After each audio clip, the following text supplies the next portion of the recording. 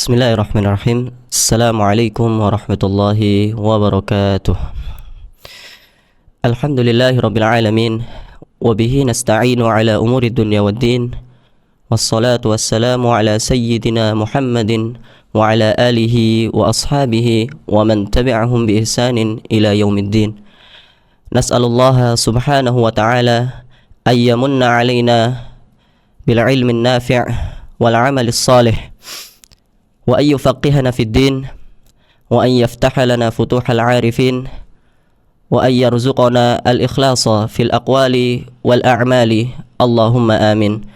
Rabbi shrah li sadri wa yassir li amri wahlul 'uqdatam min lisani yafqahu qawli. Amma ba'du. Kaum muslimin dan muslimat rahimani wa rahimakumullah. Tidak terasa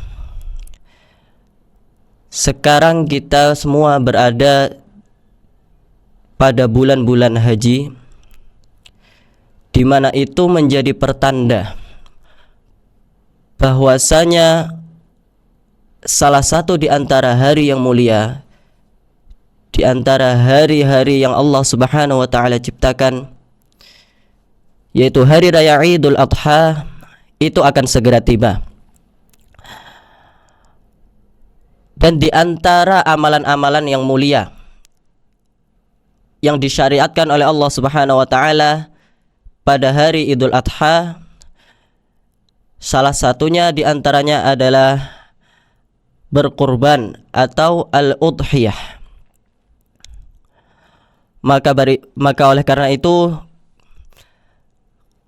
kaum muslimin dan muslimat rahimani wa rahimakumullah, ketika kita hendak mengamalkan, ketika kita hendak beramal dengan amal tersebut, maka alangkah baiknya kalau kita mempelajari terlebih dahulu bagaimana tata cara amal tersebut, bagaimana ketentuan amal tersebut, bagaimana kaedah yang berkaitan dengan amal tersebut, yang kalau kita tidak perhatikan mungkin bisa jadi menghalangi dari diterimanya amal kita tersebut di sisi Allah Subhanahu wa taala. Oleh karena itu, di kesempatan yang singkat ini, marilah kita sedikit membahas tentang al-udhiyah, yaitu tentang bagaimana hal-hal yang berkaitan dengan al-udhiyah atau berkurban. Kaum muslimin wa muslimat rahimani wa rahimakumullah, definisi al-udhiyah. Yang pertama kita bahas dulu mengenai tentang penamaan al-udhiyah. Penamaan al-udhiyah, ada beberapa bahasa yang bisa dipakai yang semakna dengan al-udhiyah. Yang pertama bisa kita sebut dengan al-udhiyah. Yang kedua bisa juga kita sebut dengan al-udhiyah. Yang ketiga bisa juga kita sebut dengan al-idhiyah dengan kasrah pada huruf hamzah. Kemudian bisa juga kita sebut dengan al-idhiyah. Yang selanjutnya bisa juga kita sebut dengan adha. Yang terakhir bisa juga kita sebut dengan dhahiyah tanpa adanya hamzah pada kalimat tersebut. Ini beberapa di antaranya penamaan-penamaan yang sama dengan al-udhiyah. Kemudian, kenapa dinamakan al-udhiyah? Maka penamaan al-udhiyah ini diambil dari kata ad-duha. Al-udhiyah diambil dari kata ad-duha, yaitu irtifa'un nahar, yaitu ketika siang sudah beranjak naik. Kenapa kok penisbatan udhiyah ini kita nisbatan kepada waktu duha? Hal itu dikarenakan kebanyakan penyembelihan itu, yaitu amalan penyembelihan itu dilakukan pada siang hari. Walaupun kita tahu bahwasanya menyembelih pada malam hari atau di segala waktu kapanpun itu diperbolehkan dan sah-sah saja, akan tetapi kebanyakan itu dilakukan pada siang hari. Kemudian hukum udhiyah sendiri itu adalah sunnah muakkadah. Ya, hukumnya adalah sunnah muakkadah. Hal ini sesuai dengan mazhab al-jumhur. Karena Rasulullah sallallahu alaihi wasallam itu pernah berkurban atau dhoha atas dirinya sendiri dan juga atas keluarganya dan juga atas seluruh umatnya atau seluruh umatnya. Maka oleh karena itu hukum dari udhiyah adalah sunnah muakkadah. Kemudian pengertian udhiyah secara syar'i itu adalah sebuah pengertian yang merujuk kepada sesuatu yang disembelih taqarruban ilallah, untuk mendekatkan diri kita kepada Allah Subhanahu wa taala. Mim bahimatil an'am, di mana sembelihan itu adalah termasuk dari bahimatul an'am. Yaumul Id, yang sembelihan itu dilaksanakan pada yaumul Id wa ayyamit tasyrik, dan juga pada hari-hari tasyrik. Itu adalah pengertian udhiyah secara syar'i. Kemudian siapakah yang terkena hukum ataupun terkena khitab untuk menunaikan amalan udhiyah ini? Syarat-syaratnya adalah, yang pertama adalah bahwasanya orang tersebut harus muslim, tentu saja, karena itu adalah amalan soleh. Maka namanya amalan yang bentuknya adalah ibadah, maka itu harus didasari dari keislaman terlebih dahulu. Yang kedua adalah mukallaf. Hendaknya orang tersebut merupakan orang yang terkena taklif, bukan orang yang gila misalnya, ataupun penghalang-penghalang yang lain yang dia tidak dibebani syariat. Kemudian yang ketiga, hendaknya dia adalah orang yang hur atau orang yang merdeka. Kemudian yang terakhir adalah hendaknya dia adalah orang yang al-mustati atau orang yang mampu.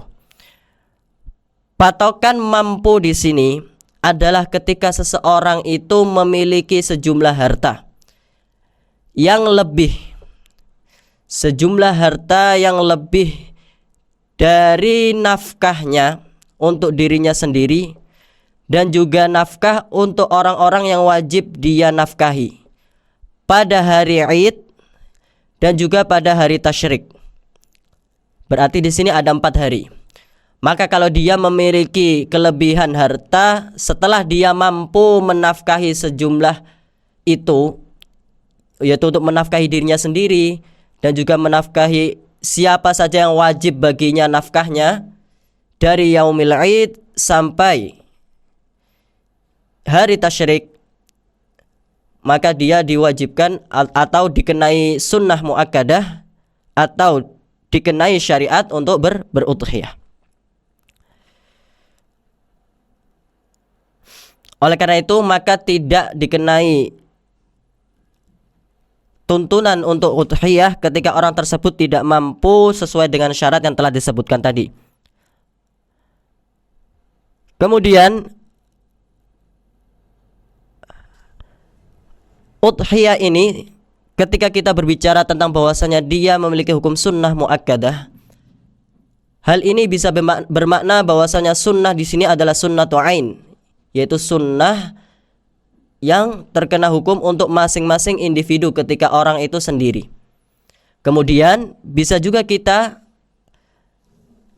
hukumi bahwasanya udhiyah ini juga termasuk sunnatu kifayah, ketika sunnah ini hanya dituntunkan atau hanya menyasar kepada orang yang dia itu dalam lingkup satu keluarga. Maka ketika dia dalam lingkup satu keluarga, maka hanya satu saja yang dia cukup untuk melakukan udhiyah, maka gugur ataupun tuntunan atau syariat untuk berudhiyah kepada orang-orang atau keluarganya, anggota keluarganya yang lainnya.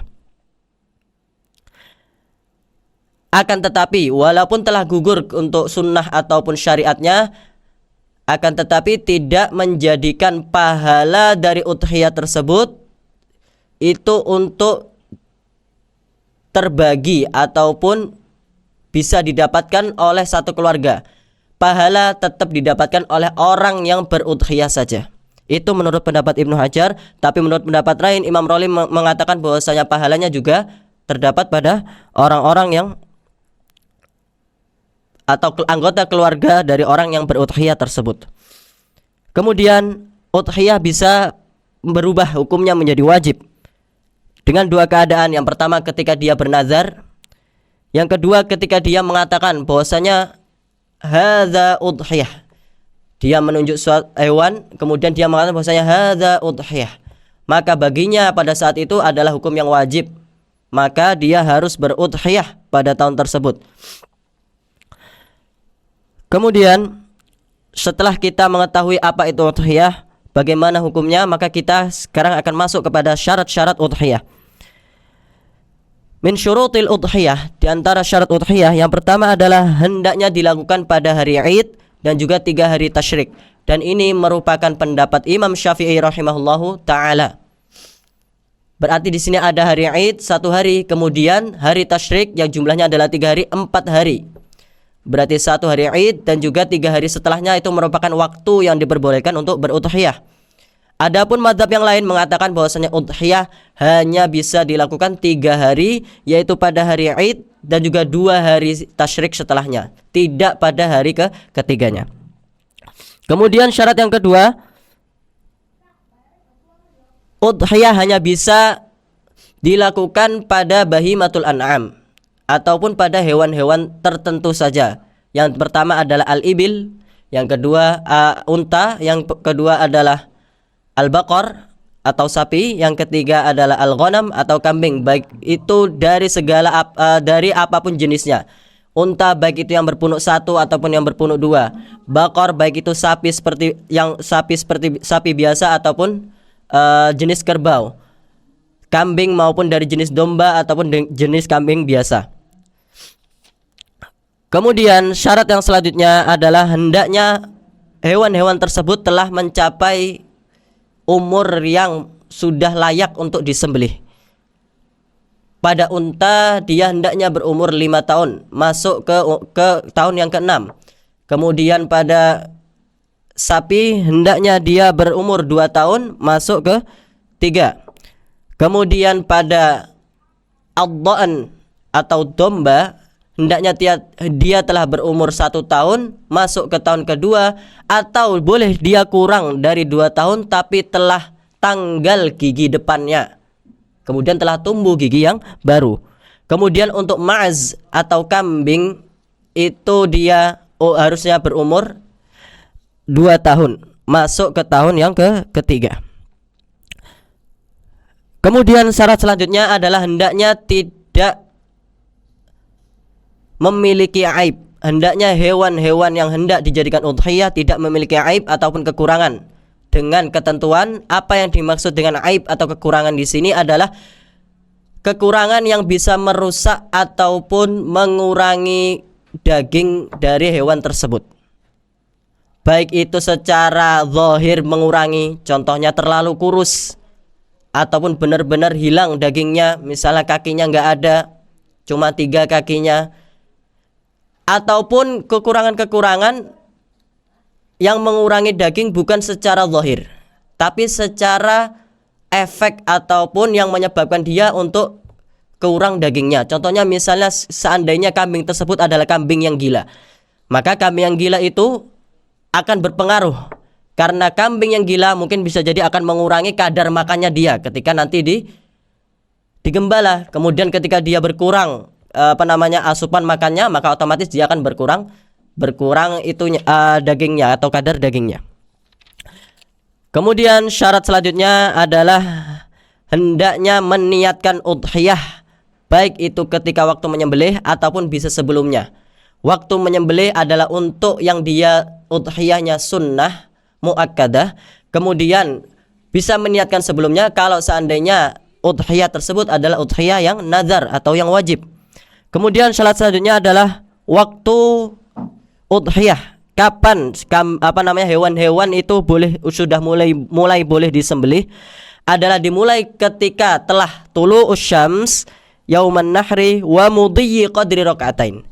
Jadi ketika sudah terbit matahari, kemudian berlalu setelahnya kurang lebih 2 rakaat salat, wa khutbatain khafifatain, dan juga 2 khutbah yang ringan. Maka itu dikira-kira ketika matahari sudah mulai terbit, kemudian waktu berjalan sekira-kiranya adalah ukuran 2 waktu salat, 2 rakaat salat, ataupun 2 rakaat salat kemudian diteruskan setelahnya adalah 2 khutbah yang ringan, maka setelah itu barulah dimulai waktu khutbah.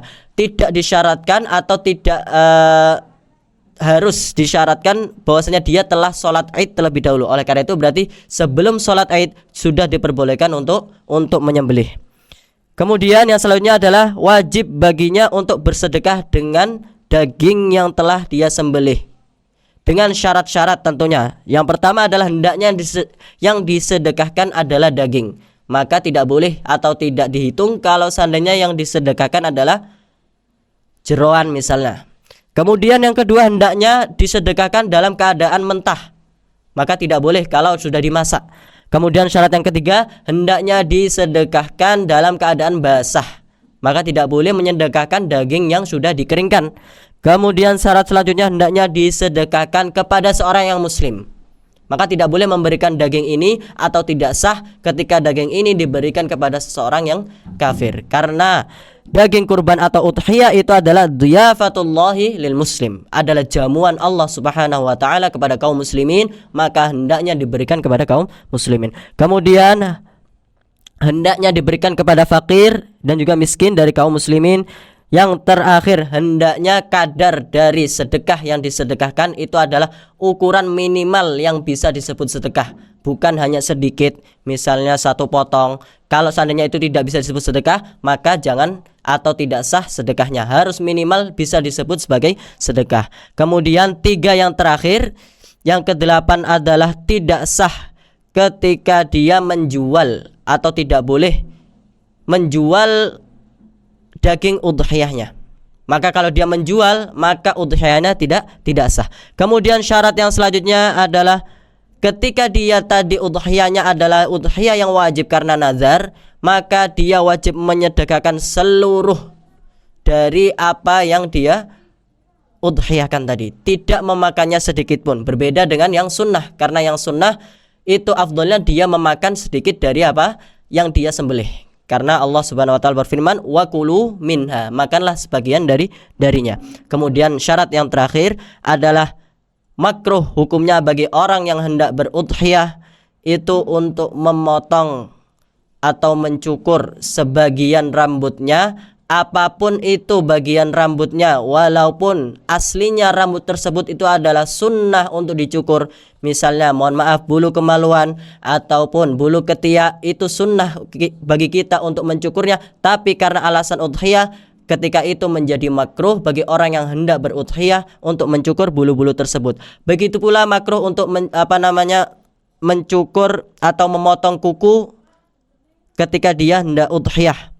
Begitu pula juga makruh hukumnya untuk memotong ataupun melepaskan kulit yang ada pada dirinya.